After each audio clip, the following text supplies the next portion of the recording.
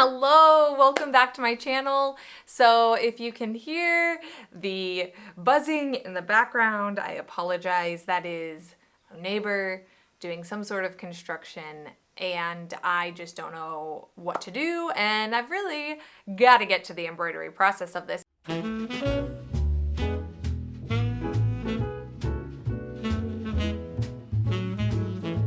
Welcome back to my channel. So today we are going through the steps of stitching out the embroidery for my stomacher.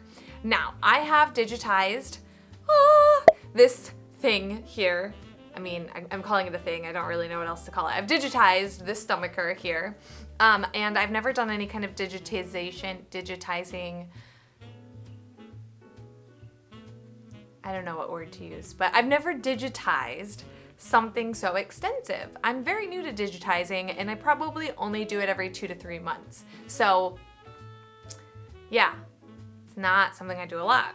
So we are stitching it out, and this is a multi-hoop design, which is something I've also never done before. So what our goal for today is to stitch it out, figure out the kinks, figure out the errors, figure out whatever we need to figure out, and then if there is nothing to figure out and we like it, then I guess that's fine. But while it's stitching out, because I'm assuming, I literally have it on my flash drive ready to plug into my embroidery machine, but I haven't actually plugged it in or turned it on. So yeah.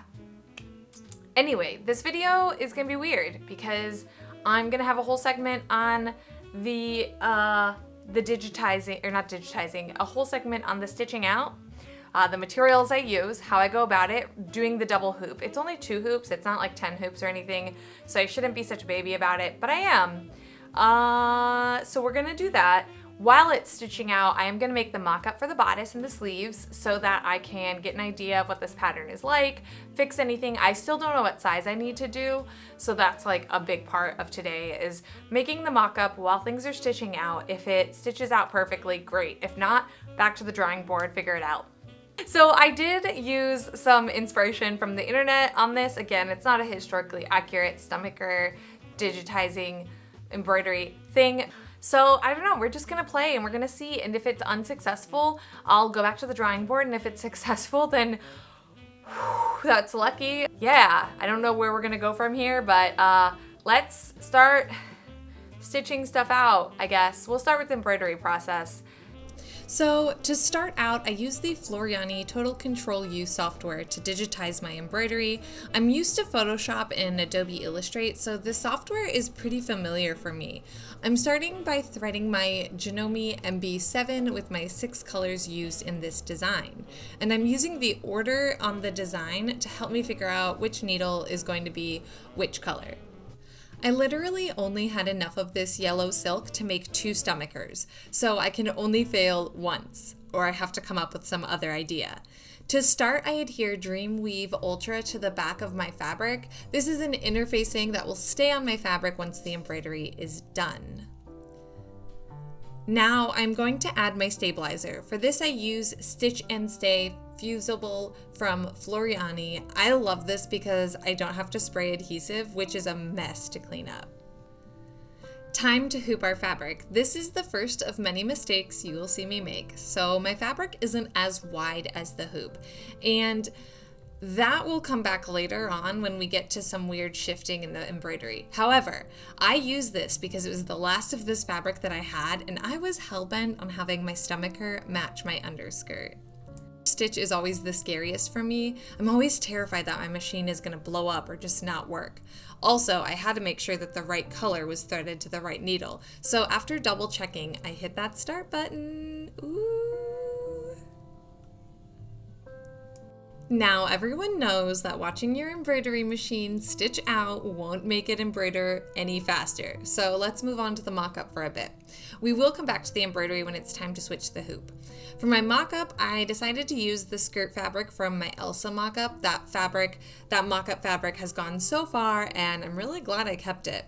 For my mock-up, the bodice is really only 2 pieces, then the stomacher, as well as the sleeves. So I cut those out, marked my fabric, and then I pinned the pieces together and stitched them up.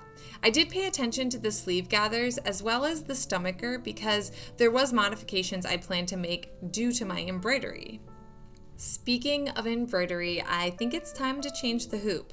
So when I broke my design up into multiple hoops, it actually adds a base stitch at the bottom of the first hoop, and that is what that's the line that I'm supposed to line up my embroidery with for the second hoop.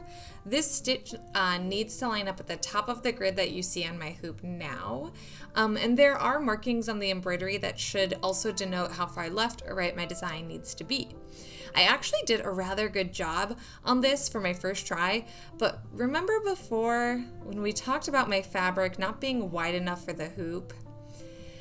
Yeah, so my fabric shifted about 1 millimeter as it embroidered, and half of the design lines up perfectly and the other half is what I would call a hot mess.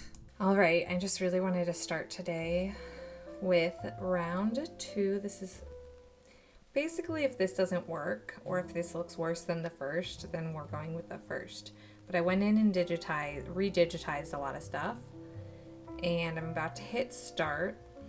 I did shrink the pattern by almost a full inch. It was at 12.6 inches and it is now at 11.54 inches. And that is because of it was bleeding into the seam allowance of the stomacher. So here goes. I'm nervous as all get out because this is all of the yellow I have left.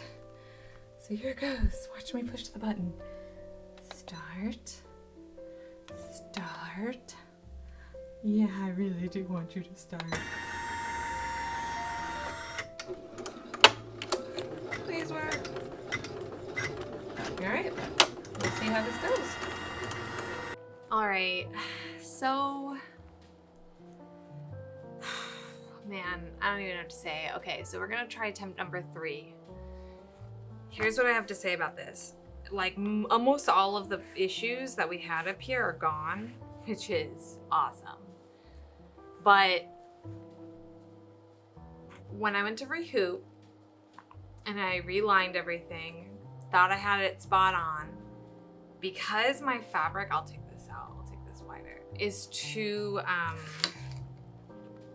my fabric doesn't sit in my hoop, right? Like, it doesn't like lock in all the way because I'm using remnants.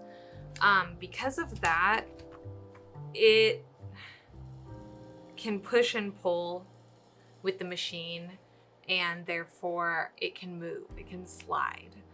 It's totally not that huge of an issue if you're just doing a small section up at the top or something. But with the rehooping, I can't get it to stay aligned. I'm out of this yellow, or at least enough of it to even make a third attempt. I have literally like squares this big. So we're gonna attempt it, and this is probably the stupidest idea I've ever come up with. We're gonna attempt it on this green. Okay, it is picking up a little bit darker, but I mean, whatever. We're gonna attempt it one more time on this green. And if it fails, and you can't tell what it is, and it looks like garbage, we are gonna have to purchase another yard of this and wait for it to get here. So I will let you know what happens. Although the mock-up just needs to be pressed and add sleeves to it and tried on. So here we are with our mock-up. Such a pretty fabric, right? So yeah, that's where I'm at. I'm really bummed out. So I'm gonna try it one more time and go from there. All hope is not lost though, I promise. First of all, this mock-up fits really, really well. I did just pin the like neckline and stuff versus actually sewing it down.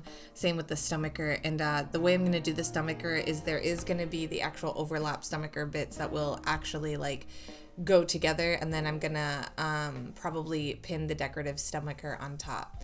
And yeah, there was a pin sticking out, but I think it looks great. And here we are with the embroidery. on the green.